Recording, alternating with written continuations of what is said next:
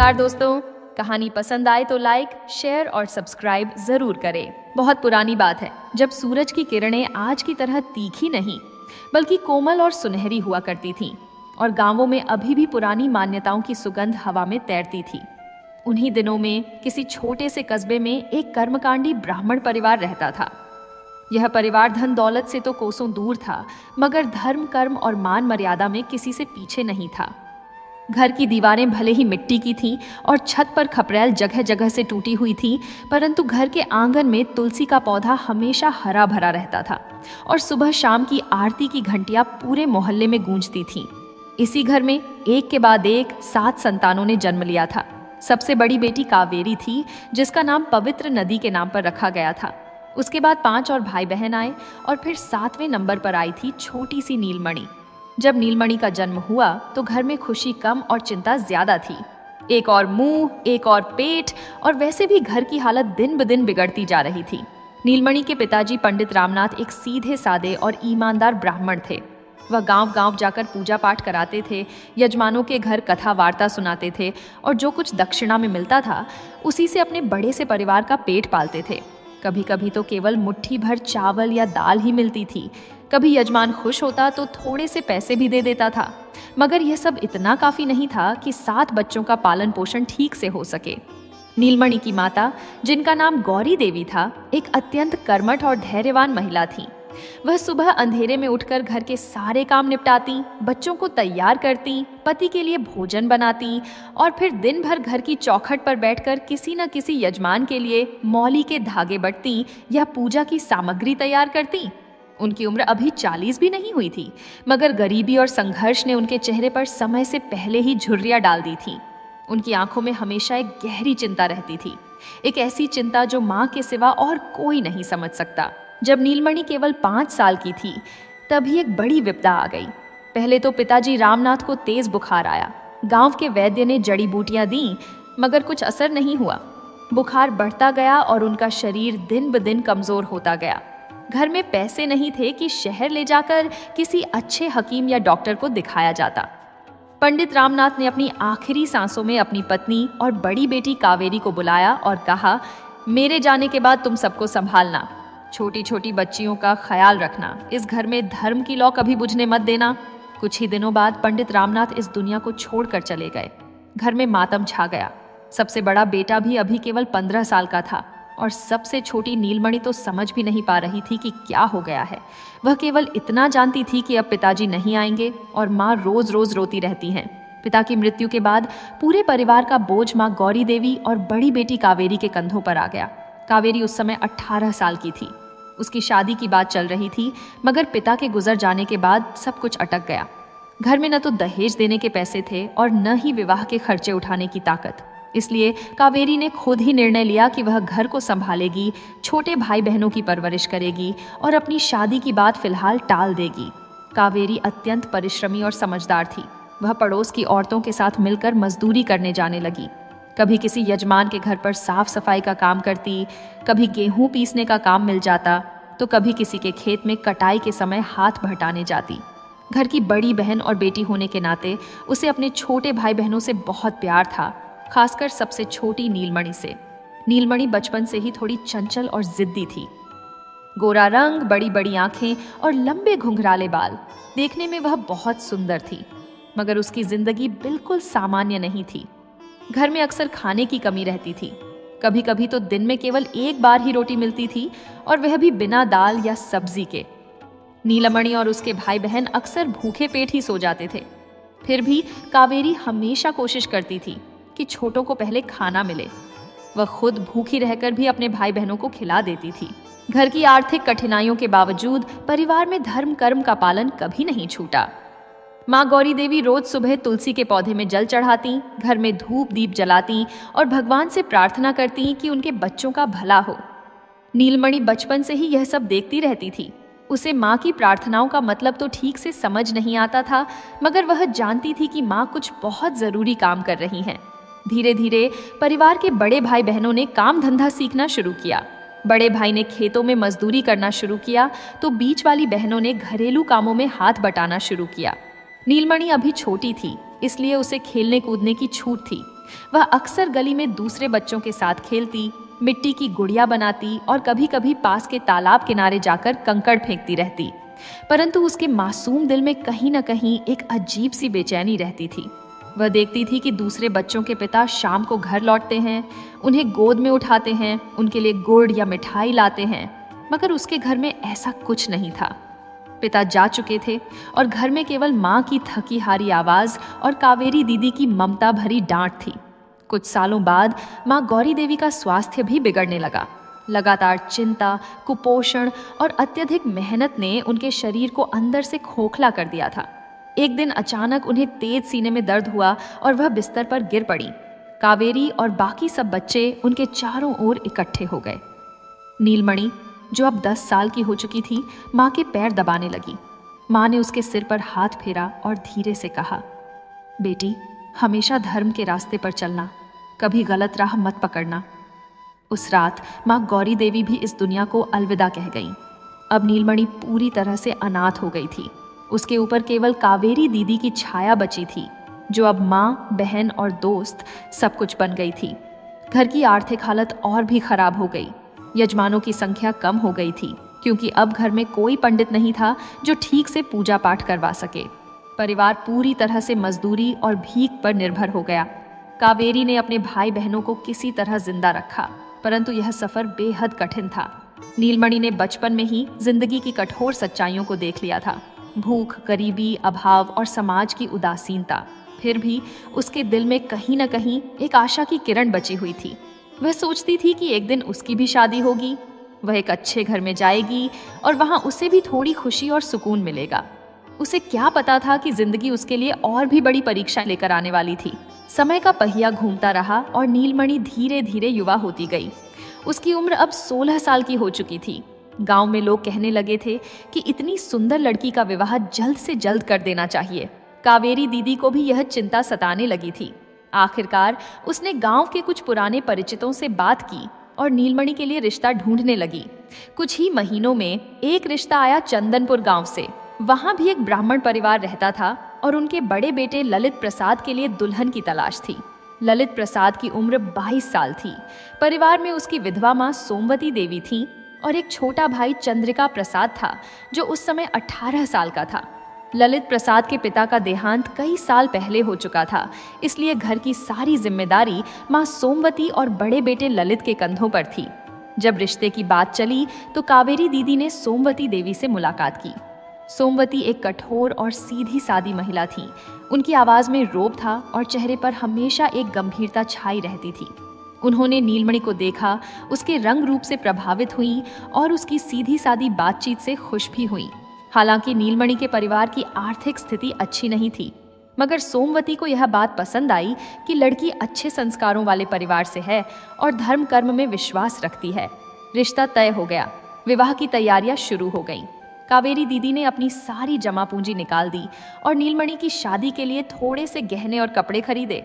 शादी बहुत साधारण तरीके से हुई। न कोई बड़ा समारोह था, न कोई बैंड बाजे। बस गांव के कुछ लोग इकट्ठे हुए। पंडित जी ने मंत्र पढ़े और नीलमणि का हाथ ललित प्रसाद के हाथ में दे दिया गया।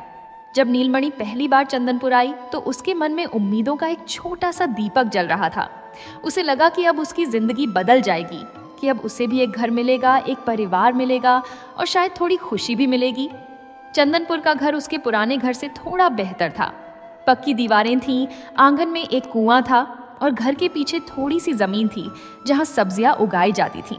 ससुराल में पहले कुछ दिन अजीब और अनजाने से थे।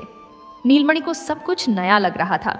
घर की बनावट, रसोई की व्यवस्था और यहाँ तक कि खाना बनाने का तरीका भी अलग था। सास सोमवती देवी ने पहले ही दिन से उसे घर के सारे नियम कायदे समझा दिए। वह बोली, बेटी, इस घर में सुबह 4 बजे उठना होता है। पहले तुलसी में जल चढ़ाना, फिर घर की साफ सफाई, उसके बाद चूल्हा जलाना और सबके लिए नाश्ता बनाना। दोपहर को खेत से लौटने पर सबको खाना तैयार मिलना चाहिए। शाम को फिर से चूल्हा और रात का खाना। समझी? नीलमणि ने सिर हिलाया। उसे यह सब कठिन तो लग रहा था, मगर वह जानती थी कि हर नई बहू को यही सब करना पड़ता है। धीरे धीरे वह घर के कामों में हाथ बंटाने लगी। सोमवती देवी कठोर जरूर थीं, मगर वह निर्दयी नहीं थीं। वह नीलमणि को काम सिखाती और जब वह कोई गलती करती तो डांट भी लगाती, मगर साथ ही यह भी बताती थीं कि सही तरीका क्या है। ललित प्रसाद नीलमणि के पति एक साधारण से युवक थे। वह ज्यादा पढ़े लिखे नहीं थे, मगर उनके दिल में कोई बुराई भी नहीं थी। वह दिन भर खेतों में काम करते और शाम को थके हारे घर लौटते। नीलमणि से वह बहुत ज्यादा बातें नहीं करते थे, मगर उनका व्यवहार उसके साथ अच्छा था। नीलमणि को उनसे कोई शिकायत नहीं थी। उसे बस इतना चाहिए था कि कोई उससे प्यार से बात कर ले, और वह मिल रहा था। छोटा देवर चंद्रिका प्रसाद एक शांत और अध्ययनशील युवक था। वह गांव के स्कूल में पढ़ता था और अपनी पढ़ाई में बहुत मेहनती था। नीलमणि उसे छोटे भाई की तरह मानने लगी। वह उसके लिए अलग से रोटी बनाती, उसकी किताबों को धूल से बचाकर रखती और कभी कभी पूछ भी लेती कि पढ़ाई कैसी चल रही है। चंद्रिका प्रसाद भी अपनी भाभी का बहुत सम्मान करता था। कुछ महीनों बाद नीलमणि ने पाया कि वह मां बनने वाली है। यह खबर सुनकर पूरे घर में खुशी छा गई। सोमवती देवी ने मंदिर जाकर प्रसाद चढ़ाया और भगवान से प्रार्थना की कि उनकी बहू को एक स्वस्थ संतान मिले। ललित प्रसाद भी बहुत खुश थे। नीलमणि के दिल में भी एक अजीब सी खुशी और घबराहट दोनों थी। वह मां बनने वाली थी, यह सोचकर ही उसकी आंखों में चमक आ जाती थी। 9 महीने बाद एक सर्दियों की सुबह नीलमणि ने एक बेटे को जन्म दिया। उसका नाम रखा गया श्याम सुंदर। बच्चे के जन्म के बाद घर में एक नई रौनक आ गई। सोमवती देवी अपने पोते को गोद में लेकर घंटों बैठी रहती। ललित प्रसाद को भी अपने बेटे से बहुत लगाव हो गया। नीलमणि के लिए यह समय बहुत सुखद था। उसे लगा कि अब उसकी जिंदगी में एक मकसद आ गया है, एक खुशी आ गई है। घर की आर्थिक हालत पहले से बेहतर नहीं थी, मगर उतनी बुरी भी नहीं थी कि 2 वक्त की रोटी न मिले। खेत से जो फसल आती उसी से घर चलता था। कभी कभी ललित प्रसाद बाजार में मजदूरी भी कर लेते थे। सोमवती देवी घर का हिसाब किताब संभालती थीं और हर चीज में मितव्ययिता बरतती थीं। चंदनपुर में रहते हुए नीलमणि को धीरे धीरे समाज से भी परिचय होने लगा। पड़ोस की औरतों से उसकी दोस्ती हो गई। वह शाम को कुएं पर पानी भरने जाती तो सब मिलकर गपशप करती। त्योहारों के समय जैसे होली या दिवाली पूरा गांव एक साथ मिलकर उत्सव मनाता। नीलमणि को यह सब बहुत अच्छा लगता था।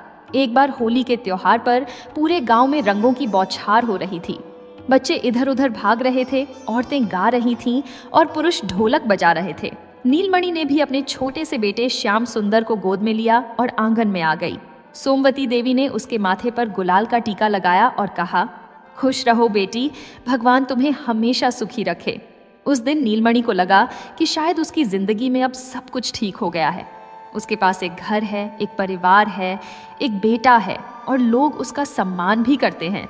उसे अपने बचपन की गरीबी और अभाव याद आए और उसने मन ही मन भगवान को धन्यवाद दिया कि कम से कम अब उसे भूखे पेट नहीं सोना पड़ता।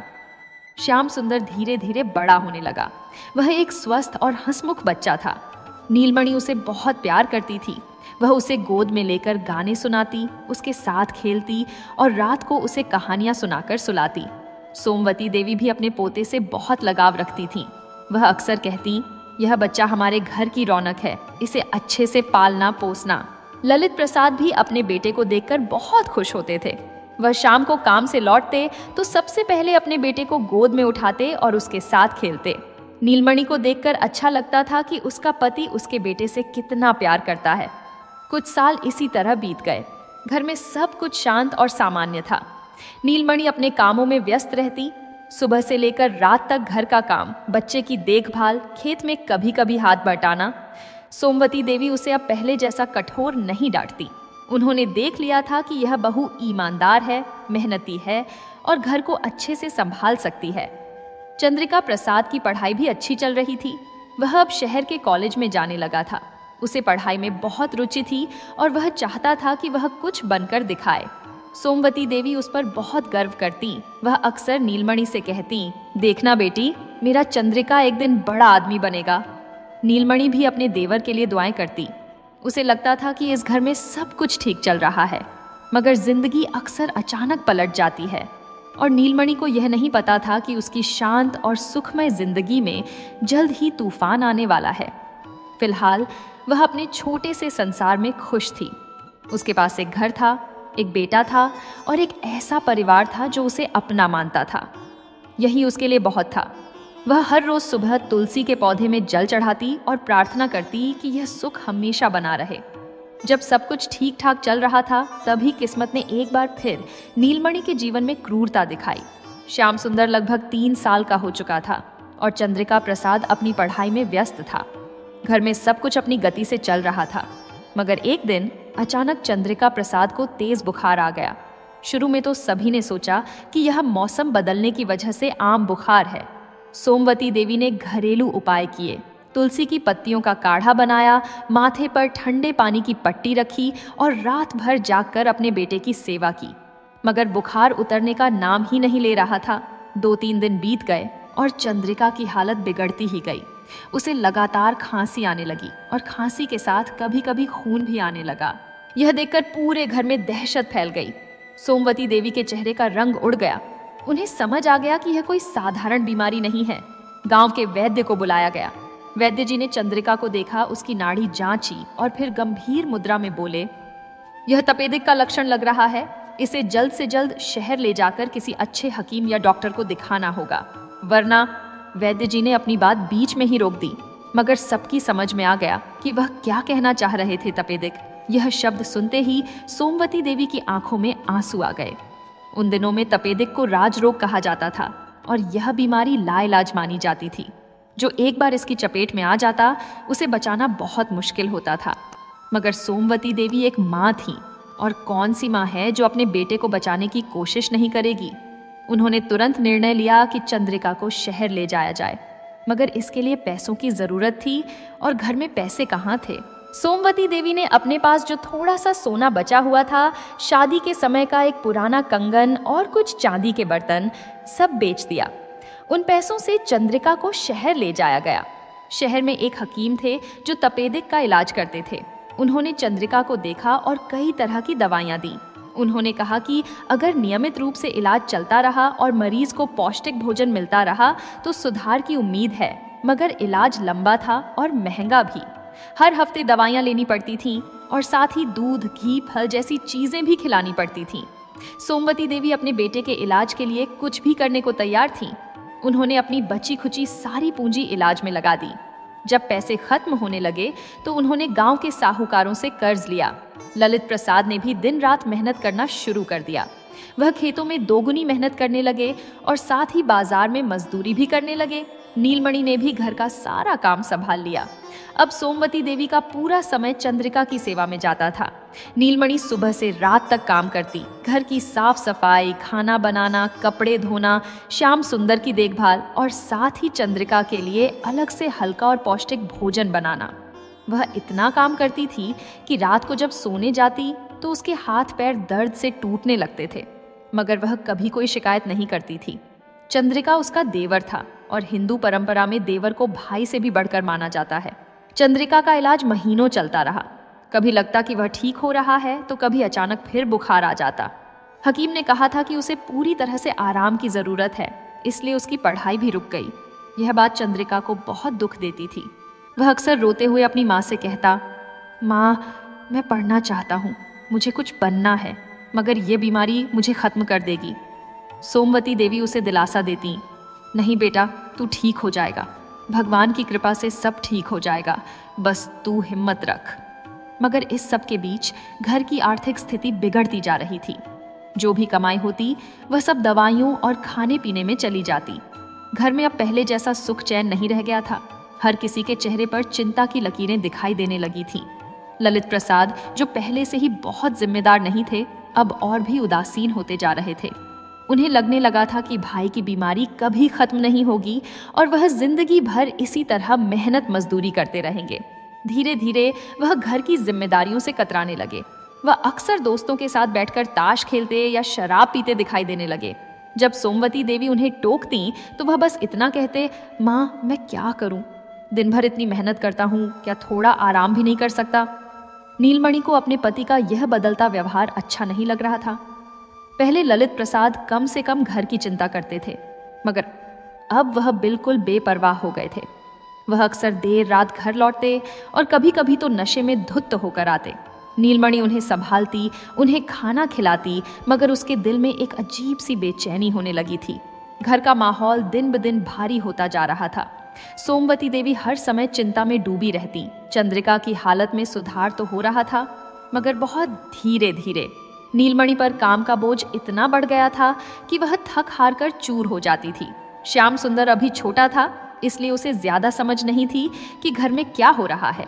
वह अपनी माँ से पूछता, माँ, काका कब ठीक होंगे? दादी क्यों रोती रहती हैं? नीलमणि उसे गोद में ले लेती और कहती, बेटा सब ठीक हो जाएगा, तू चिंता मत कर, भगवान सब ठीक कर देंगे। मगर नीलमणि के अपने मन में भी शंकाएं उठने लगी थीं। वह सोचती, यह सब कब तक चलेगा? घर में पैसे नहीं हैं, कर्ज बढ़ता जा रहा है, देवर की बीमारी खत्म नहीं हो रही और मेरे पति दिन ब दिन गैर जिम्मेदार होते जा रहे हैं। आगे क्या होगा? एक दिन जब नीलमणि आंगन में बैठकर अनाज साफ कर रही थी, तभी सोमवती देवी आकर उसके पास बैठ गईं। उनके चेहरे पर थकान और उदासी साफ दिखाई दे रही थी। वह बोली, बेटी, तुमने बहुत मेहनत की है इन दिनों में। मैं जानती हूँ कि तुम पर कितना बोझ है, मगर क्या करूं, मेरा बेटा बीमार है। अगर वह बच गया तो यह सब मेहनत व्यर्थ नहीं जाएगी। नीलमणि ने अपनी सास की ओर देखा।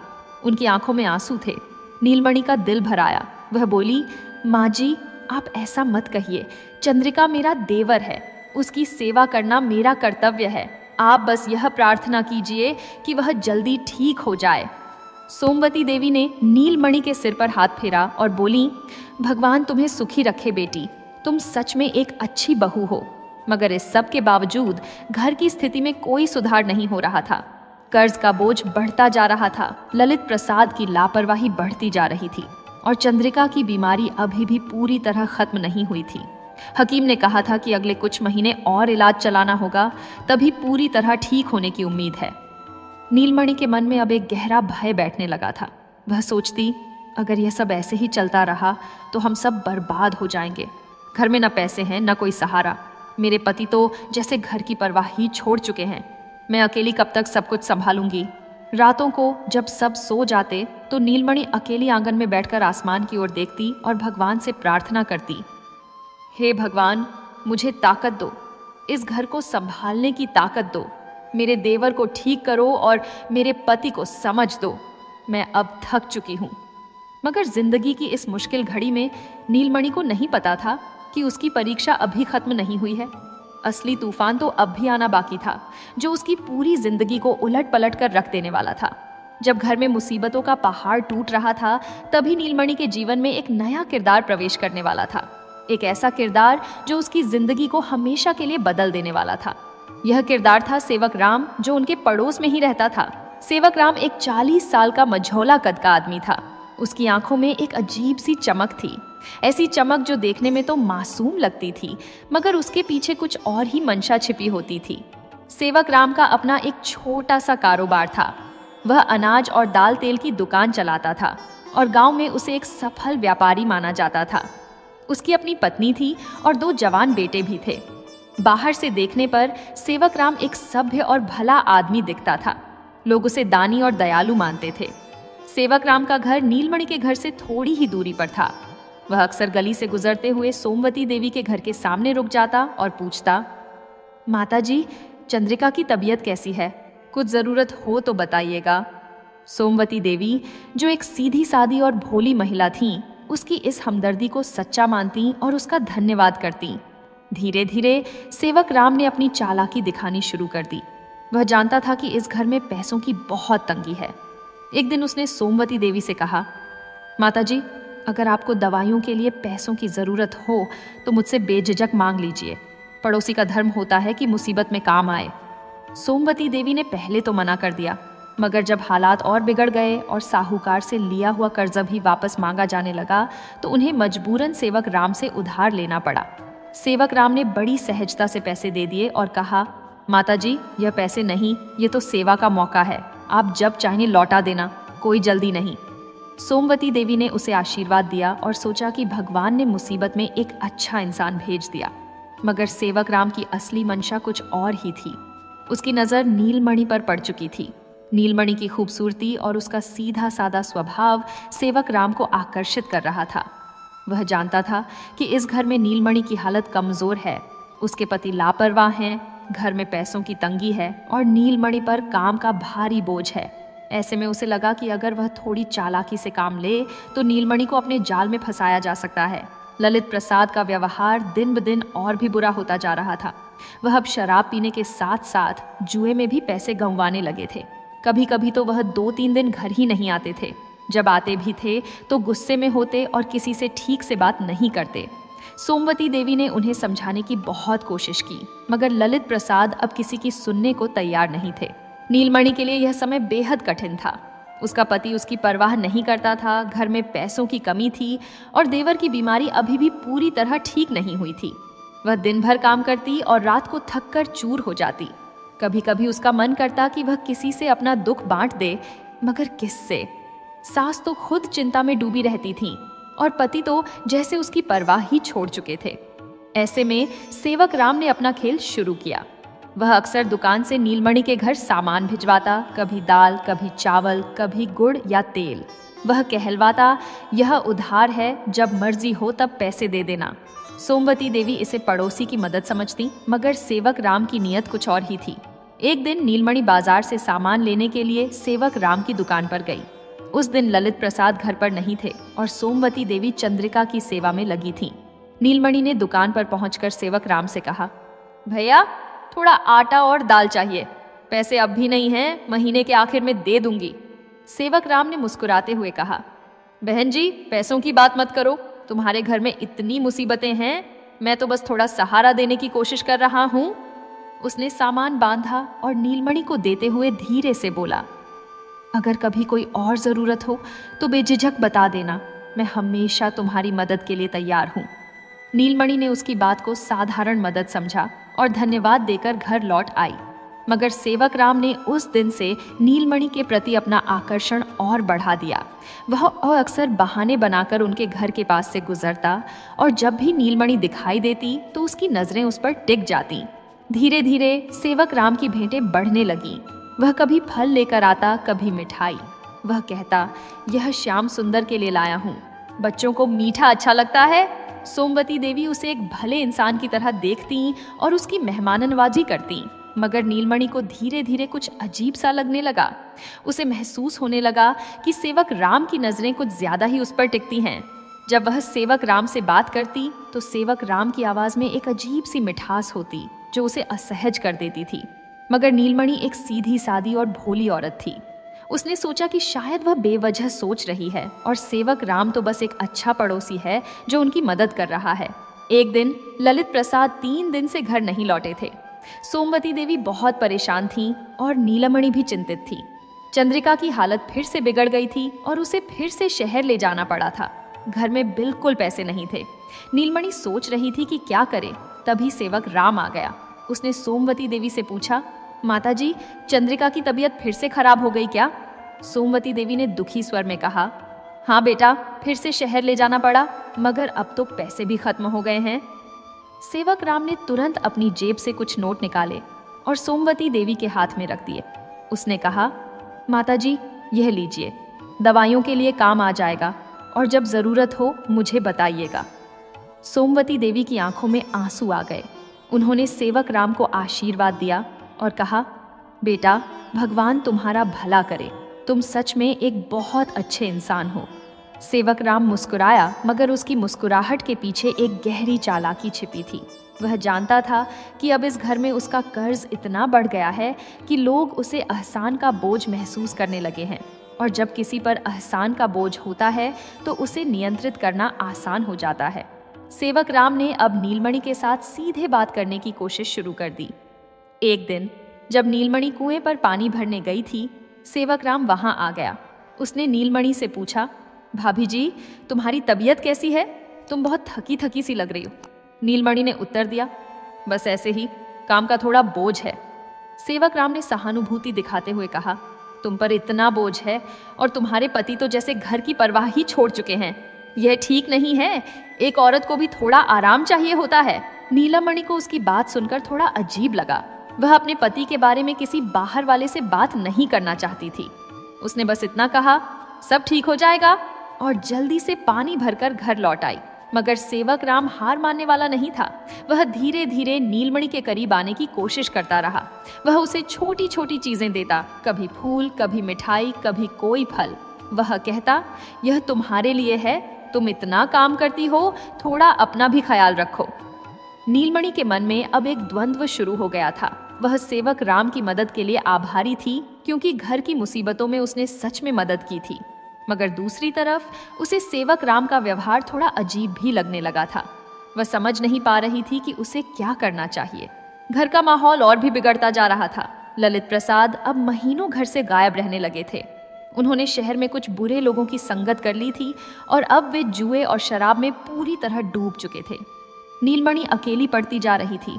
उसका कोई सहारा नहीं था, न पति न कोई और। ऐसे में सेवक राम की मीठी मीठी बातें और उसका दिखावटी सहारा नीलमणि को आकर्षित करने लगा। वह सोचने लगी, मेरा पति तो मेरी परवाह ही नहीं करता, मगर यह आदमी कम से कम मेरी मदद तो कर रहा है।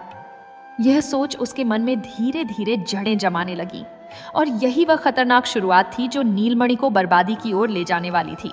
महीनों की चालाकी और मीठी बातों का नतीजा अब सामने आने लगा था। सेवक राम ने नीलमणि के मन में धीरे धीरे अपनी जगह बना ली थी। उसने हर मौके पर नीलमणि को यह एहसास दिलाया कि वह उसकी परवाह करता है, उसकी मदद करता है और उसके दुख को समझता है। जबकि सच्चाई यह थी कि सेवक राम केवल अपनी हवस की आग बुझाना चाहता था। ललित प्रसाद अब पूरी तरह से बदल चुके थे।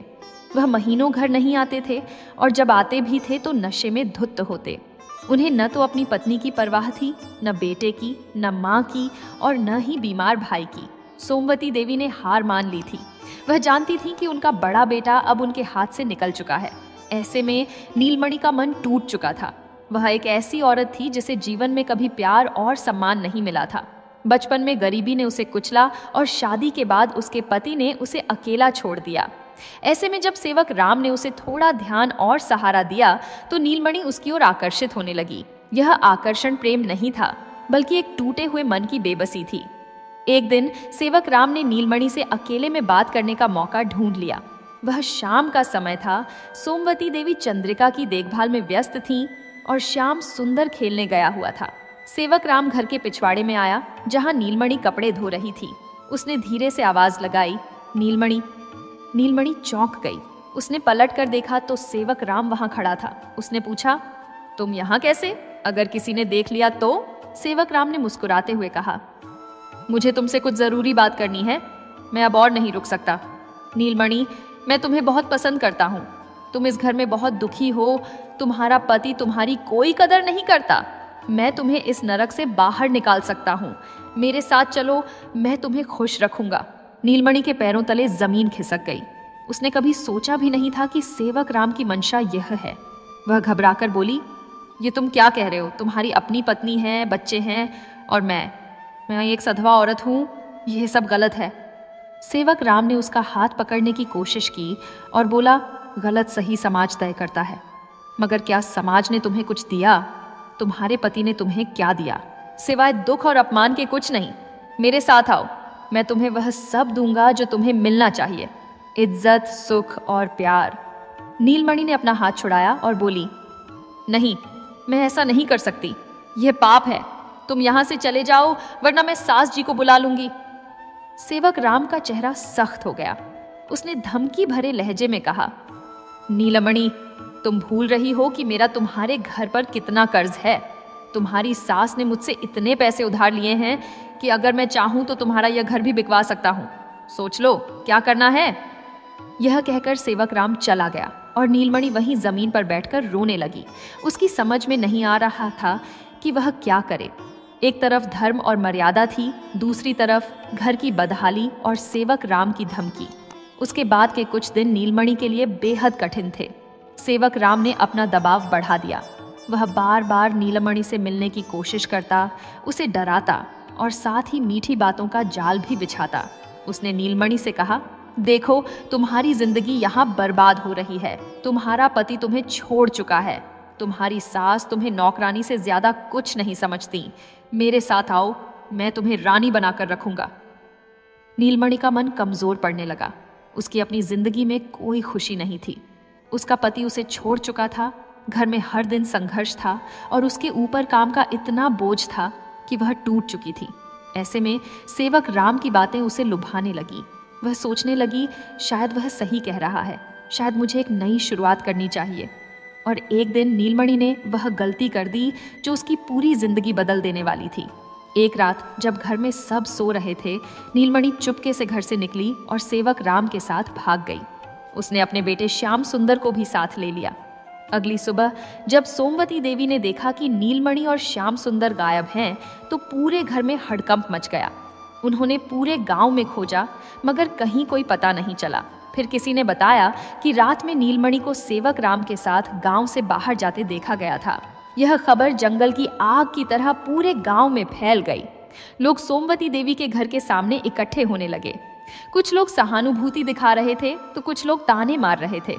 किसी ने कहा, देखा, यह ब्राह्मणों का हाल है आजकल, अपनी बहू को भी नहीं संभाल सकते। किसी ने कहा, सेवक राम तो बड़ा भला आदमी दिखता था, मगर निकला तो चरित्रहीन। सोमवती देवी रोते रोते बेहाल हो गईं। उनकी बहू उनके घर की इज्जत लेकर भाग गई थी और साथ में उनका पोता भी ले गई थी। चंद्रिका प्रसाद, जो अभी भी कमजोर थे, यह सब सुनकर सदमे में आ गए। उन्होंने रोते हुए कहा, माँ, भाभी ने हमारे साथ यह क्या किया? हमने उनके साथ कभी बुरा नहीं किया। गांव के मुखिया और बुजुर्गों ने पंचायत बुलाई। सेवक राम को भी बुलाया गया। सेवक राम ने बेशर्मी से कहा, हाँ, नीलमणि मेरे साथ आई है। उसने खुद यह फैसला किया है।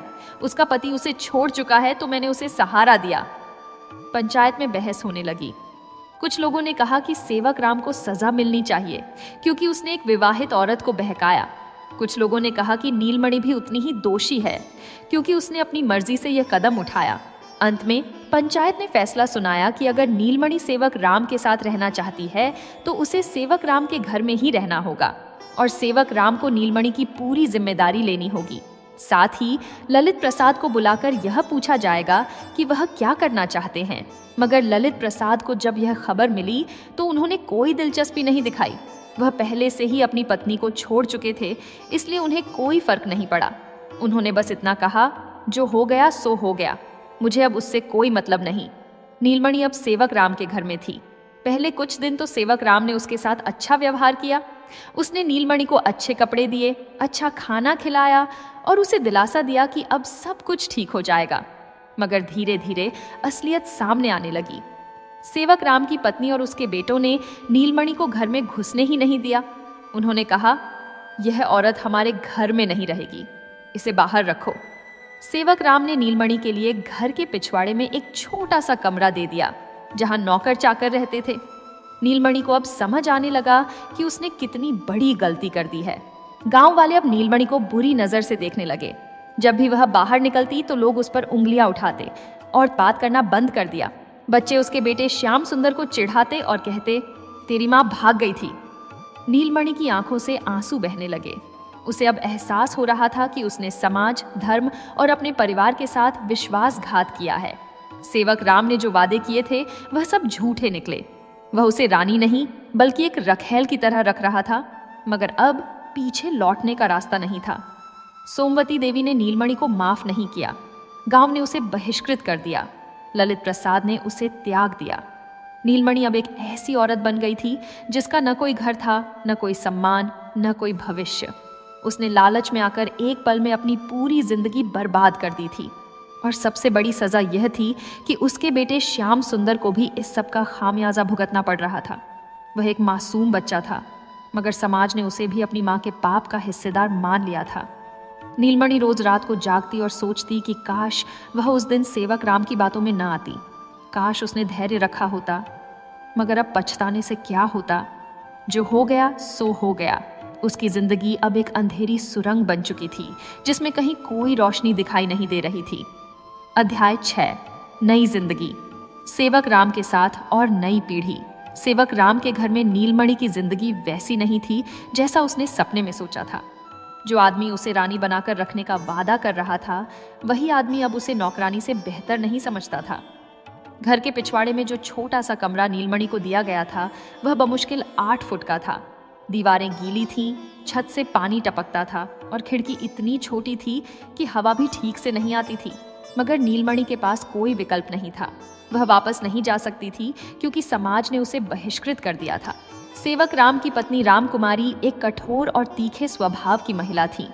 जब पहली बार उन्होंने नीलमणि को देखा तो उनकी आंखों में नफरत और घृणा साफ दिखाई दे रही थी। उन्होंने सेवक राम से साफ कह दिया था, यह औरत मेरे घर में नहीं रहेगी। तुमने जो गलती की है उसका खामियाजा मैं क्यों भुगतूं? इसे बाहर रखो। सेवक राम के दोनों बेटे भी अपनी माँ के साथ थे। वे नीलमणि को घृणा की नजर से देखते और कभी कभी उससे बदतमीजी से बात भी करते। नीलमणि को घर में कोई सम्मान नहीं मिलता था।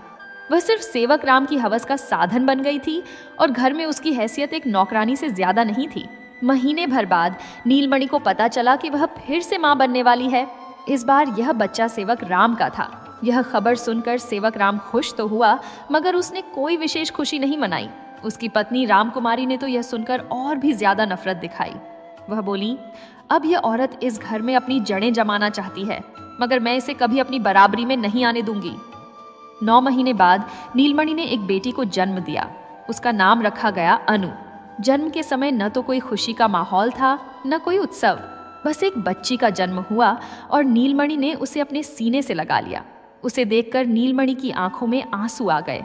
उसने सोचा, यह मासूम बच्ची मेरे पापों का बोझ क्यों उठाएगी? इसका क्या कसूर है? श्याम सुंदर, जो अब लगभग 4 साल का हो चुका था, अपनी छोटी बहन को देखकर खुश हुआ, मगर वह भी समझने लगा था कि उनकी जिंदगी अब पहले जैसी नहीं रही। वह अपनी दादी सोमवती को बहुत याद करता था। कभी कभी वह नीलमणि से पूछता, माँ, हम दादी के पास क्यों नहीं जाते? नीलमणि उसे गले लगा लेती और रोते हुए कहती, बेटा, अब हम वहां नहीं जा सकते, हमारा अब यही घर है। अनु के जन्म के बाद सेवक राम का व्यवहार और भी उदासीन हो गया। पहले वह कम से कम नीलमणि से अच्छे से बात कर लेता था, मगर अब वह उसे केवल एक बोझ की तरह समझने लगा था। वह कभी कभार उसके कमरे में आता, अपनी जरूरत पूरी करता और चला जाता। उसने जो वादे किए थे, अच्छे कपड़े, अच्छा खाना, सम्मान, सब झूठे निकले।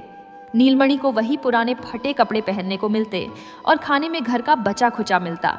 साल बीतते गए, अनु बड़ी होती गई और श्याम सुंदर भी धीरे धीरे समझदार होने लगा। मगर दोनों बच्चों को समाज में हर जगह अपमान झेलना पड़ता था। स्कूल में दूसरे बच्चे श्याम सुंदर को चिढ़ाते, तेरी माँ भगोड़ है। अनु जब थोड़ी बड़ी हुई और बाहर खेलने जाने लगी तो पड़ोस की औरतें उसे दूर से ही भगा देती और अपनी बेटियों से कहती, उस लड़की से दूर रहो, उसकी माँ चरित्रहीन है। नीलमणि को अपने बच्चों का यह हाल देखकर बहुत दुख होता था। वह रोज रात को रोती और भगवान से माफी मांगती।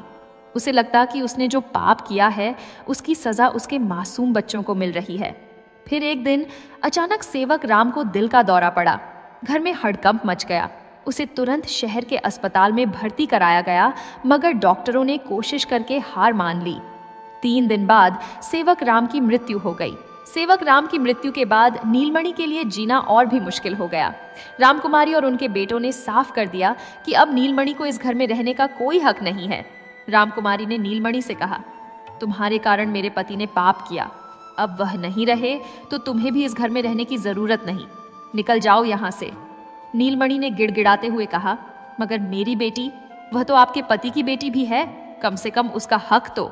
रामकुमारी ने तीखे स्वर में कहा, वह बेटी नहीं, कलंक है। उसका और तुम्हारा इस घर में कोई हक नहीं। तुम्हें और तुम्हारी बेटी को हम कुछ नहीं देंगे। हाँ, दया करके तुम्हें गांव के बाहर थोड़ी सी जमीन दे देते हैं, वहां अपनी झोपड़ी बनाकर रह लो। और हाँ, श्याम सुंदर को उसकी दादी के पास वापस भेज दो। वह तो ललित प्रसाद का बेटा है, उसका इस घर से कोई लेना देना नहीं। नीलमणि के पास कोई विकल्प नहीं था। उसे वह छोटा सा कमरा भी छोड़ना पड़ा। सेवक राम के बेटों ने उसे गांव के बाहर एक छोटा सा खेत का टुकड़ा दे दिया, जो बंजर था और जिस पर कुछ भी उगाना मुश्किल था। नीलमणि ने वहां अपने हाथों से एक छोटी सी झोपड़ी बनाई, मिट्टी की दीवारें, घास फूस की छत और एक छोटा सा दरवाजा। श्याम सुंदर को लेकर नीलमणि बहुत दुविधा में थी। एक तरफ वह अपने बेटे को अपने पास रखना चाहती थी, मगर दूसरी तरफ वह जानती थी कि अगर वह उसे अपने साथ रखेगी तो उसका भविष्य भी बर्बाद हो जाएगा। उसने बहुत सोच विचार के बाद फैसला किया कि वह श्याम सुंदर को सोमवती देवी के पास वापस भेज देगी। एक दिन नीलमणि ने हिम्मत करके सोमवती देवी के घर का दरवाजा खटखटाया। सोमवती देवी ने दरवाजा खोला और नीलमणि को देखते ही उनका चेहरा सख्त हो गया। उन्होंने कहा, तुम्हारी हिम्मत कैसे हुई यहाँ आने की? नीलमणि ने हाथ जोड़ते हुए कहा, माँ जी, मैं जानती हूँ कि मैंने बहुत बड़ा पाप किया है, मगर श्याम सुंदर का क्या कसूर? वह आपका पोता है, उसे अपने पास रख लीजिए, मैं उसका भविष्य बर्बाद नहीं करना चाहती। सोमवती देवी की आंखों में आंसू आ गए। उन्होंने श्याम सुंदर को देखा जो अपनी माँ के पीछे छुप कर खड़ा था। उनका दिल पिघल गया। उन्होंने श्याम सुंदर को अपनी गोद में ले लिया और कहा, मैं इस बच्चे को अपने पास रख लूंगी, मगर तुम यहाँ से चली जाओ और फिर कभी यहाँ मत आना। नीलमणि ने अपने बेटे को आखिरी बार गले लगाया, उसके माथे पर चूमा और रोते हुए वहां से चली गई। श्याम सुंदर चिल्लाता रहा, माँ माँ, मगर नीलमणि ने पीछे मुड़कर नहीं देखा। अगर वह पीछे मुड़ती तो शायद उसकी हिम्मत टूट जाती। अब नीलमणि के पास केवल अनु बची थी। दोनों माँ बेटी उस छोटी सी झोपड़ी में रहने लगी। नीलमणि दूसरों के खेतों में मजदूरी करती, कभी किसी के घर में बर्तन मांजती, कभी कपड़े धोती। जो भी मिलता उसी से अपना और अपनी बेटी का पेट पालती। जीवन बेहद कठिन था। कभी कभी तो पूरे दिन खाना नहीं मिलता था। अनु धीरे धीरे बड़ी होती गई। वह एक सुंदर लड़की थी, मगर उसके चेहरे पर हमेशा उदासी छाई रहती थी। उसे बचपन से ही पता था कि समाज उसे और उसकी माँ को अच्छी नजर से नहीं देखता। पड़ोस के बच्चे उसे चिढ़ाते और बड़े लोग उसे घृणा से देखते।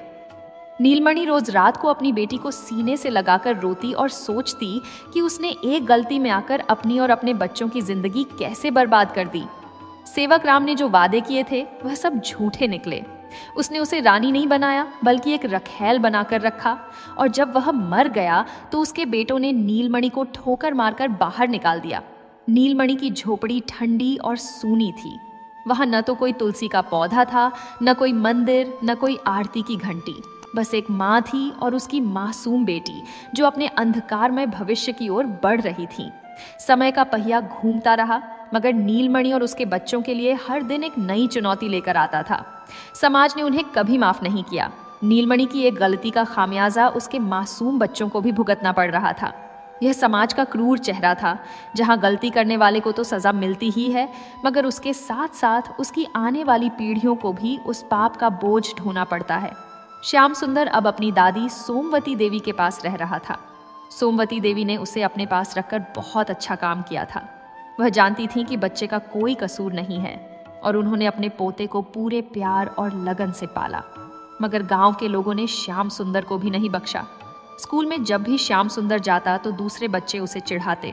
कोई कहता, देखो इसकी माँ भगोड़।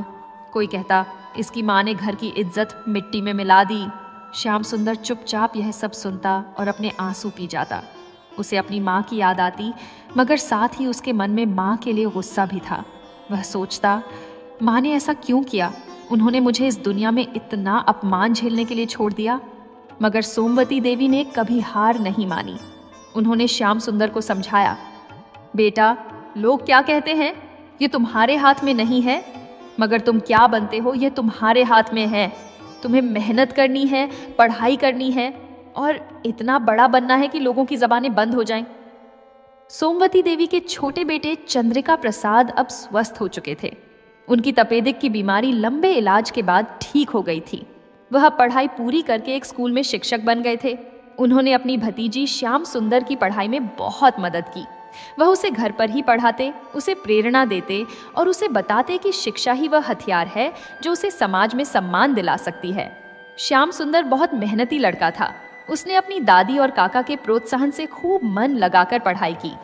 वह रात रात भर जागकर किताबें पढ़ता। जब स्कूल में कोई उसे चिढ़ाता तो वह चुपचाप अपनी पढ़ाई में लग जाता। उसने सोच लिया था कि वह अपनी मेहनत से अपनी पहचान बनाएगा, न कि अपनी माँ के कारण। दूसरी तरफ अनु की जिंदगी और भी कठिन थी। वह अपनी माँ के साथ उस झोपड़ी में रह रही थी और हर दिन समाज का अपमान झेल रही थी। जब वह पानी भरने कुएं पर जाती तो औरतें उसे घूरती और आपस में फुसफुसाती। जब वह बाजार जाती तो दुकानदार उससे बदतमीजी से बात करते। गांव के लड़के उसे बुरी नजर से देखते और अश्लील टिप्पणियां करते। नीलमणि अपनी बेटी का यह हाल देखकर रोती रहती। वह जानती थी कि यह सब उसकी गलती की सजा है। वह अनु से कहती, बेटी, माफ कर दे मुझे, मेरे कारण तुझे यह सब झेलना पड़ रहा है। अनु अपनी माँ से बहुत प्यार करती थी। वह कहती, माँ, तुम्हारी कोई गलती नहीं, ये दुनिया ही क्रूर है। मगर अनु के दिल में कहीं ना कहीं गुस्सा भी था। वह सोचती, क्यों माँ ने वह कदम उठाया? क्यों उन्होंने समाज के नियमों को तोड़ा? अगर वह धैर्य रखती तो शायद आज मैं भी एक सामान्य जिंदगी जी रही होती। अनु को स्कूल भेजने की कोशिश नीलमणि ने की थी, मगर गांव के स्कूल ने उसे दाखिला देने से मना कर दिया।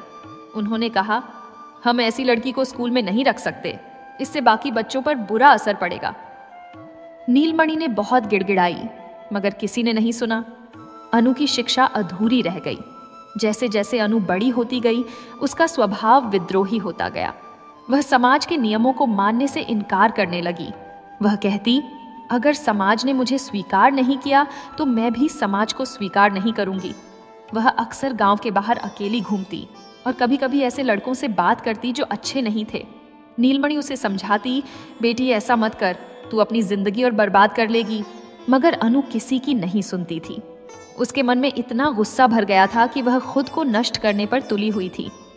कभी कभी नीलमणि को लगता कि वह अपनी माँ की गलतियों को दोहरा रही है। इस बीच श्याम सुंदर ने अपनी मैट्रिक की परीक्षा बहुत अच्छे अंकों से पास की। सोमवती देवी को बहुत गर्व हुआ। उन्होंने पूरे गांव में मिठाई बांटी। चंद्रिका प्रसाद ने श्याम सुंदर को आगे पढ़ाने का फैसला किया। उन्होंने उसे शहर के कॉलेज में दाखिला दिलवाया और वहां रहने का इंतजाम भी किया। श्याम सुंदर ने कॉलेज में कॉमर्स की पढ़ाई की और साथ ही टाइपिंग भी सीखी। उस जमाने में टाइपिंग आना एक बहुत बड़ी योग्यता मानी जाती थी। उसने मेहनत से अपनी पढ़ाई पूरी की और स्नातक की डिग्री हासिल की। फिर उसने सरकारी नौकरी की तैयारी शुरू की। कई महीनों की मेहनत के बाद उसे जिला कार्यालय में एक क्लर्क की नौकरी मिल गई। जब श्याम सुंदर को नौकरी मिली तो सोमवती देवी की खुशी का ठिकाना नहीं रहा। उन्होंने भगवान को धन्यवाद दिया कि उनके पोते ने समाज में अपनी पहचान बना ली। अब गांव के वही लोग जो कभी श्याम सुंदर को चिढ़ाते थे, उससे आदर से बात करने लगे। उसके घर रिश्ते आने लगे। लोगों ने उसकी माँ की गलती को भुला दिया, क्योंकि अब वह एक सरकारी अफसर था। मगर श्याम सुंदर के मन में अपनी माँ के लिए अभी भी जटिल भावनाएं थीं। एक तरफ वह उससे प्यार करता था, क्योंकि आखिर वह उसकी माँ थी, मगर दूसरी तरफ उसे अपनी माँ से नफरत भी थी, क्योंकि उसके कारण उसे बचपन में इतना अपमान झेलना पड़ा था। उसने फैसला किया कि वह अपनी माँ से कभी नहीं मिलेगा। वह अपनी नई जिंदगी शुरू करेगा, जिसमें अपनी माँ के अतीत के लिए कोई जगह नहीं होगी। सोमवती देवी ने श्याम सुंदर की शादी की तैयारियां शुरू कर दी। एक अच्छे परिवार में उसका रिश्ता तय हुआ। शादी धूमधाम से हुई और श्याम सुंदर का अपना परिवार बस गया। उसकी पत्नी एक सुशील और समझदार महिला थी। श्याम सुंदर ने अपना घर बसा लिया और अपनी दादी और काका के साथ खुशी खुशी रहने लगा। इधर अनु की जिंदगी और भी बिगड़ती जा रही थी। जब वह 20 साल की हुई तो एक गलत लड़के के चक्कर में पड़ गई। उस लड़के का नाम कैलाश था और वह एक शराबी और जुआरी था। नीलमणि ने अनु को बहुत समझाया, मगर अनु ने किसी की नहीं सुनी। उसने कैलाश से भागकर शादी कर ली। शादी के बाद अनु की जिंदगी नरक बन गई। कैलाश उसे मारता पीटता, गालियां देता और अक्सर नशे में धुत रहता। अनु ने भी अपनी माँ की तरह एक गलत फैसला लिया था और अब वह उसका खामियाजा भुगत रही थी। कुछ सालों बाद कैलाश ने चोरी की और पकड़ा गया। उसे जेल हो गई। अनु अकेली रह गई। न पति का साथ, न समाज का सम्मान, न कोई आर्थिक सहारा। नीलमणि अपनी बेटी की यह हालत देखकर रोती रहती। उसे लगता कि उसके पापों का बोझ अब अगली पीढ़ी भी उठा रही है। अनु अपनी माँ के पास वापस आ गई और दोनों माँ बेटी फिर से उसी झोपड़ी में रहने लगी। दोनों टूटी हुई, दोनों समाज से बहिष्कृत, दोनों अपने अपने पापों की सजा भुगतते हुए। दोनों भाई बहन की जिंदगी दो अलग रास्तों पर चली गई थी। श्याम सुंदर ने मेहनत और सोमवती देवी के प्रोत्साहन से अपनी पहचान बना ली थी। वह अब एक सम्मानित आदमी था, एक सरकारी अफसर, एक अच्छे परिवार का मुखिया। मगर अनु, जो अपनी माँ के साथ रही थी, उसे कभी सही मार्गदर्शन नहीं मिला और वह भी अपनी माँ की तरह गलत रास्ते पर चली गई। यह समाज का कठोर सच था। एक गलती के कितने लंबे और दूरगामी परिणाम होते हैं, और सबसे बड़ी त्रासदी यह थी कि इन परिणामों को भुगतने वाले वे मासूम बच्चे थे जिनका इस सब में कोई हाथ नहीं था। समय बीतता रहा और श्याम सुंदर की जिंदगी में रंग भरते गए। जिला कार्यालय में क्लर्क की नौकरी मिलने के बाद उसकी सामाजिक स्थिति में बहुत सुधार हुआ था। अब वह हर महीने एक निश्चित वेतन पाता था और समाज में उसका सम्मान था। वह सुबह साफ सुथरे कपड़े पहनकर अपने दफ्तर जाता, जहां लोग उसे बाबू साहब कहकर बुलाते थे। वह अपनी मेज पर बैठकर फाइलों पर काम करता और शाम को घर लौटता। सोमवती देवी अपने पोते को इस मुकाम पर देखकर बेहद खुश थीं। वह अक्सर भगवान को धन्यवाद देती और कहती, भगवान ने मेरी सुन ली, मेरे पोते ने वह मुकाम हासिल कर लिया जो मैंने सोचा था। चंद्रिका प्रसाद भी अपने भतीजे पर बहुत गर्व करते थे। वह अक्सर श्याम सुंदर से कहते, बेटा, तुमने मेहनत से यह सब हासिल किया है, तुम्हारा भविष्य उज्जवल है। श्याम सुंदर की शादी के बाद उसकी पत्नी सुमित्रा भी घर में आ गई। सुमित्रा एक शिक्षित और संस्कारी महिला थी। उसे पता था कि श्याम सुंदर की मां ने घर छोड़ दिया था, मगर उसने कभी इस बारे में श्याम सुंदर से कुछ नहीं पूछा। वह जानती थी कि यह एक संवेदनशील विषय है और उसने अपने पति के अतीत को उसकी अपनी निजता में ही रहने दिया। श्याम सुंदर का जीवन अब पटरी पर था। उसके 2 बच्चे हुए, एक बेटा और एक बेटी। वह अपने परिवार के साथ खुशी खुशी रहने लगा। दफ्तर में उसकी तरक्की भी होने लगी। कुछ सालों बाद वह हेड क्लर्क बन गया और उसका वेतन भी बढ़ गया। उसने अपनी दादी सोमवती देवी और काका चंद्रिका प्रसाद की अच्छे से सेवा की। उन्हें किसी चीज की कमी नहीं होने दी, मगर एक चीज जो श्याम सुंदर के मन में हमेशा कचोटती रहती थी, वह थी उसकी माँ की याद। कभी कभी जब वह अकेला होता तो उसे अपनी माँ का चेहरा याद आता। वह चेहरा जो कभी उसे प्यार से देखता था, जो उसे गोद में लेकर सुलाता था। मगर फिर उसे वह दिन भी याद आता जब उसकी माँ उसे छोड़कर भाग गई थी और उसे समाज में कितना अपमान झेलना पड़ा था। यह द्वंद्व उसके मन में हमेशा चलता रहता। एक दिन सोमवती देवी ने श्याम सुंदर से कहा, बेटा, तुम्हारी माँ की खबर लेनी चाहिए। वह तुम्हारी माँ है, चाहे उसने कुछ भी किया हो, और तुम्हारी बहन अनु भी है, उनका हालचाल पता करना चाहिए। श्याम सुंदर ने कठोर स्वर में कहा, दादी, मैं उनसे नहीं मिलना चाहता। उन्होंने मुझे छोड़ दिया था जब मुझे उनकी सबसे ज्यादा जरूरत थी। अब मुझे उनसे कोई मतलब नहीं। सोमवती देवी ने आह भरी, मगर उन्होंने श्याम सुंदर को जबरदस्ती नहीं की। वह जानती थीं कि उसके मन में जो घाव है वह इतनी आसानी से नहीं भरेगा। दूसरी तरफ अनु और नीलमणि की जिंदगी लगातार नीचे गिरती जा रही थी। कैलाश जेल से छूटा तो था, मगर वह फिर से अपनी पुरानी आदतों में लौट गया। वह चोरी करता, जुआ खेलता और शराब पीता। अनु ने उसे छोड़ने का फैसला किया। वह अपनी माँ के पास वापस आ गई और दोनों माँ बेटी उस झोपड़ी में रहने लगी। अनु का स्वभाव अब पूरी तरह से बिगड़ चुका था। उसने समाज के नियम कायदे मानने बंद कर दिए थे। वह अक्सर गांव के बुरे लोगों के साथ घूमती, शराब पीती और अपनी जिंदगी बर्बाद करती जा रही थी। नीलमणि उसे रोकने की कोशिश करती, मगर अनु किसी की नहीं सुनती थी। वह अपनी माँ से कहती, माँ, तुमने भी तो समाज के नियम तोड़े थे, फिर तुम मुझे क्यों रोकती हो? नीलमणि के पास इस सवाल का कोई जवाब नहीं था। वह बस रोती रहती और अपनी किस्मत को कोसती। गांव में अनु की बदनामी चारों ओर फैल गई। लोग उसे चरित्रहीन कहने लगे। कुछ लोगों ने तो यहाँ तक कहा कि वह अपनी माँ से भी बढ़कर है। नीलमणि को अपनी बेटी का यह हाल देखकर बहुत दुख होता था। वह सोचती, मैंने अपनी एक गलती से अपनी बेटी की जिंदगी बर्बाद कर दी। अगर मैं धैर्य रखती तो शायद आज अनु की जिंदगी कुछ और होती। कुछ साल बाद अनु किसी बीमारी से ग्रसित हो गई। उसका शरीर कमजोर होता गया और वह बिस्तर पर पड़ गई। नीलमणि उसकी सेवा करती, मगर उसके पास न तो दवाइयों के लिए पैसे थे, न ही डॉक्टर को दिखाने के लिए। अनु की हालत बिगड़ती गई और एक दिन उसने दम तोड़ दिया। अनु की मृत्यु के बाद नीलमणि पूरी तरह से टूट गई। उसके पास अब कोई नहीं बचा था। उसका बेटा श्याम सुंदर उससे मिलना नहीं चाहता था और अब उसकी बेटी भी चली गई। वह बिल्कुल अकेली रह गई थी, एक छोटी सी झोपड़ी में, समाज से कटी हुई, बिना किसी सहारे के। श्याम सुंदर को जब अपनी बहन की मृत्यु की खबर मिली तो उसके मन में थोड़ा दुख तो हुआ, मगर वह अंतिम संस्कार में भी नहीं गया। उसने सोचा कि अगर वह वहां गया तो उसकी अपनी सामाजिक छवि खराब होगी। लोग फिर से उसकी माँ के अतीत को याद करेंगे। इसलिए उसने दूर से ही अपनी बहन को श्रद्धांजलि दी। सोमवती देवी ने श्याम सुंदर से कहा, बेटा, तुमने गलत किया। वह तुम्हारी बहन थी, तुम्हें उसके अंतिम संस्कार में जाना चाहिए था। श्याम सुंदर ने कोई जवाब नहीं दिया। उसके मन में अपराध बोध था, मगर वह अपनी छवि को बचाना ज्यादा जरूरी समझता था। समय के साथ सोमवती देवी भी बूढ़ी हो गईं, उनका स्वास्थ्य गिरने लगा। एक दिन उन्होंने श्याम सुंदर को अपने पास बुलाया और कहा, बेटा, मैं जानती हूँ कि तुम अपनी माँ से नाराज हो, मगर वह तुम्हारी माँ है। एक बार उसे देखने जाओ। मुझे पता है कि वह बहुत बूढ़ी और कमजोर हो गई होगी। शायद वह अकेली मर जाए। श्याम सुंदर ने कहा, दादी, मैं नहीं जा सकता। उन्होंने मुझे छोड़ा था, अब मैं उनसे क्यों मिलूं? सोमवती देवी की आंखों में आंसू आ गए। उन्होंने कहा, बेटा, नफरत और गुस्से से तुम्हारा कुछ नहीं होगा। माफ कर देना ही सबसे बड़ी ताकत है, मगर यह तुम्हारा फैसला है। कुछ महीनों बाद सोमवती देवी का देहांत हो गया। उनकी मृत्यु के बाद श्याम सुंदर ने उनका अंतिम संस्कार बड़ी धूमधाम से किया। पूरे गांव ने उनकी श्रद्धांजलि दी। श्याम सुंदर ने अपनी दादी के नाम पर एक भोज भी रखा और ब्राह्मणों को दान दक्षिणा दी। इधर नीलमणि को जब सोमवती देवी की मृत्यु की खबर मिली तो वह रो पड़ी। सोमवती देवी वह आखिरी इंसान थी जिन्होंने उसके बेटे को संभाला था, जिन्होंने श्याम सुंदर को एक काबिल इंसान बनाया था। नीलमणि ने दूर से ही सोमवती देवी को प्रणाम किया और भगवान से प्रार्थना की कि उनकी आत्मा को शांति मिले। अब श्याम सुंदर पूरी तरह से अपने परिवार, अपनी पत्नी और बच्चों के साथ व्यस्त हो गया।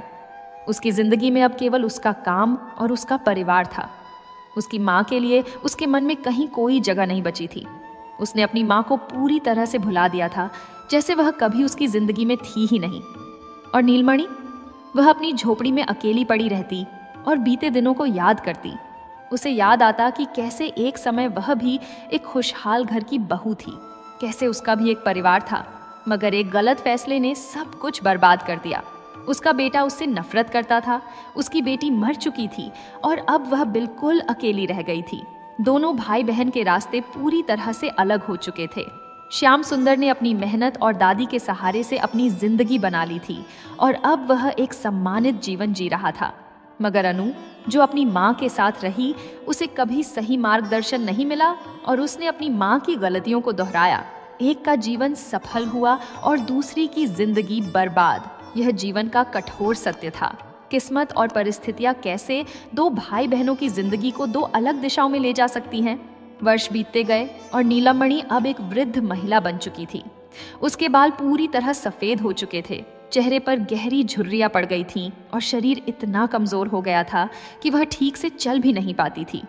उस छोटी सी झोपड़ी में, जो अब और भी जर्जर हो चुकी थी, वह अकेली पड़ी रहती। दीवारें गिरने लगी थीं, छत से बारिश का पानी टपकता था और हवा के झोंके से पूरी झोपड़ी हिल जाती थी। नीलमणि के पास न तो खाने के लिए ठीक से कुछ था, न पहनने के लिए कपड़े। उसका शरीर हड्डियों का ढांचा बनकर रह गया था। वह दिन भर उसी झोपड़ी में पड़ी रहती और रात को बीते दिनों की यादों में खो जाती।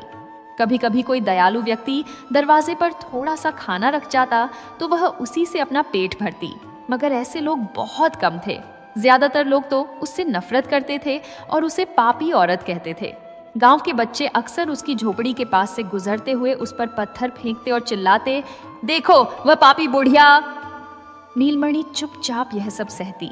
उसके पास अब कोई ताकत नहीं बची थी कि वह किसी से लड़ पाए या अपना बचाव कर पाए।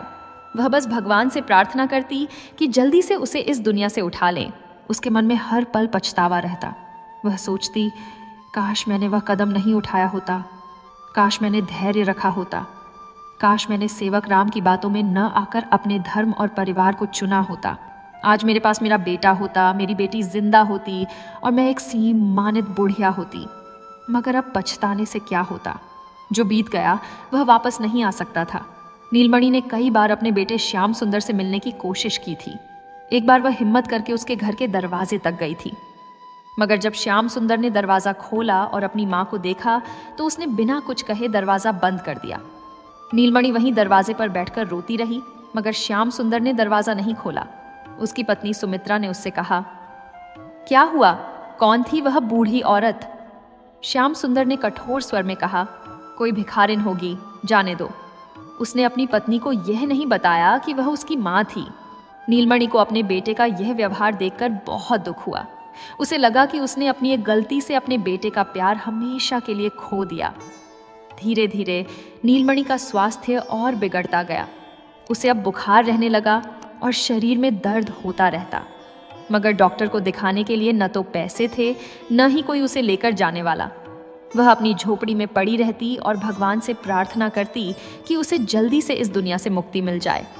कुछ पड़ोसी जो थोड़े दयालु थे कभी कभी उसकी खबर लेने आ जाते। एक बूढ़ी औरत जिसका नाम राधा था नीलमणि के पास आकर बैठ जाती और उससे बातें करती।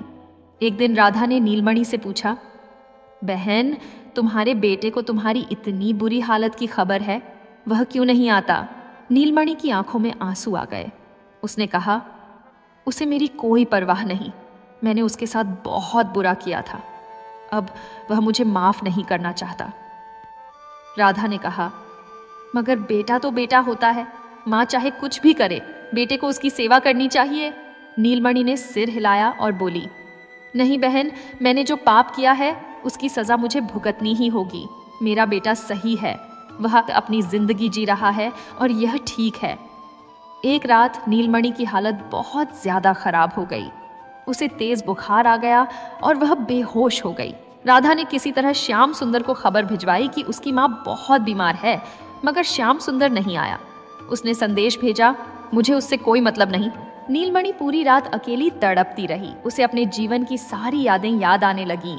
कैसे वह एक बार एक खुशहाल घर की बहू थी, कैसे उसका प्यारा बेटा श्याम सुंदर उसकी गोद में खेलता था, कैसे उसकी बेटी अनु उसके साथ हंसती खेलती थी। और फिर वह एक गलत फैसला याद आया जिसने सब कुछ बर्बाद कर दिया। सुबह होते होते नीलमणि ने अपनी आखिरी सांस ली। वह बिल्कुल अकेली मरी, न कोई बेटा पास था, न बेटी, न कोई रिश्तेदार। बस वह खाली और जर्जर झोपड़ी थी और एक बूढ़ी औरत की लाश। जब राधा ने सुबह आकर देखा कि नीलमणि की मृत्यु हो चुकी है तो उसने गांव वालों को खबर दी। कुछ लोग आए और उन्होंने नीलमणि के शरीर को देखा। किसी ने कहा, अच्छा हुआ इस पापी औरत का अंत आ गया। किसी ने कहा, भगवान ने उसे उसके पापों की सजा दे दी। राधा ने फिर से श्याम सुंदर को खबर भिजवाई कि उसकी माँ की मृत्यु हो गई है। इस बार श्याम सुंदर आया, मगर वह सिर्फ औपचारिकता के लिए आया था। उसने अपनी माँ के शरीर को देखा, मगर उसकी आंखों में कोई आंसू नहीं थे। उसने चुपचाप कुछ पैसे दिए और कहा, इसका अंतिम संस्कार कर दो। गांव के कुछ लोगों ने नीलमणि का अंतिम संस्कार किया। कोई विधिवत क्रियाकर्म नहीं हुआ, कोई ब्राह्मण नहीं बुलाया गया, कोई मंत्र नहीं पढ़े गए। बस उसके शरीर को जलाया गया और राख को नदी में बहा दिया गया। श्याम सुंदर ने अपनी माँ का श्राद्ध भी शासकीय रीति से किया। कोई बड़ा आयोजन नहीं, कोई भोज नहीं, बस कुछ औपचारिक क्रियाएं और फिर सब कुछ खत्म। नीलमणि की कहानी यहीं समाप्त हो गई। एक औरत जो कभी एक खुशहाल परिवार की हिस्सा थी, एक गलत फैसले के कारण अपनी पूरी जिंदगी बर्बाद कर बैठी। उसका बेटा उससे नफरत करता रहा, उसकी बेटी ने भी उसी की गलतियां दोहराई और असमय मृत्यु को प्राप्त हुई, और अंत में वह खुद भी अकेली और तिरस्कृत होकर मरी। नीलमणि की कहानी हमें कई महत्वपूर्ण सीख देती है। एक गलत निर्णय के दीर्घकालिक परिणाम। नीलमणि ने एक पल के लालच में आकर जो निर्णय लिया, उसके परिणाम उसकी पूरी जिंदगी भर उसे और उसके बच्चों को भुगतने पड़े। जीवन में हर निर्णय सोच समझकर लेना चाहिए, खासकर वे निर्णय जो हमारे परिवार और समाज को प्रभावित करते हैं। 2. स्त्री के मान और चरित्र का महत्व। समाज में एक स्त्री के लिए उसका चरित्र और मान सबसे बड़ी संपत्ति है। एक बार अगर वह खो जाए तो उसे वापस पाना लगभग असंभव है। नीलमणि ने अपना सम्मान खोया और फिर पूरी जिंदगी उसी के लिए तरसती रही। 3. लालच और प्रलोभन से सावधान। सेवक राम ने नीलमणि को मीठी मीठी बातों और झूठे वादों से बहकाया। जीवन में ऐसे लोग मिलते हैं जो अपने स्वार्थ के लिए दूसरों को बरगलाते हैं। हमें ऐसे प्रलोभनों से सावधान रहना चाहिए। 4. धैर्य और विवेक का महत्व। नीलमणि को अपनी जिंदगी में मुश्किलें थीं, एक लापरवाह पति, आर्थिक तंगी, घर की जिम्मेदारियां, मगर अगर उसने धैर्य रखा होता और विवेक से काम लिया होता तो शायद परिस्थितियां बेहतर हो जाती। जीवन में हर मुश्किल स्थायी नहीं होती। 5. पीढ़ीगत प्रभाव। नीलमणि की गलती का खामियाजा उसके बच्चों को भी भुगतना पड़ा। श्याम सुंदर को बचपन में अपमान झेलना पड़ा और अनु ने भी अपनी माँ की गलतियां दोहराई। माता पिता के कर्मों का असर उनकी संतानों पर भी पड़ता है। 6. समाज का न्याय। यह कहानी समाज के क्रूर चेहरे को भी दिखाती है। नीलमणि को गलती के लिए सजा मिलनी चाहिए थी, मगर क्या उसके मासूम बच्चों को भी उसी सजा का हिस्सा बनना चाहिए था? यह एक सवाल है जो आज भी प्रासंगिक है। 7. माफी और करुणा। श्याम सुंदर ने अपनी माँ को कभी माफ नहीं किया। क्या वह सही था, या क्या उसे अपनी माँ को माफ कर देना चाहिए था? यह हर व्यक्ति का अपना निर्णय है। मगर माफ करना अक्सर खुद को शांति देता है। यदि आपको यह कहानी पसंद आई हो तो कृपया वीडियो को लाइक करें, चैनल को सब्सक्राइब करें और अपनी राय कमेंट में अवश्य दें।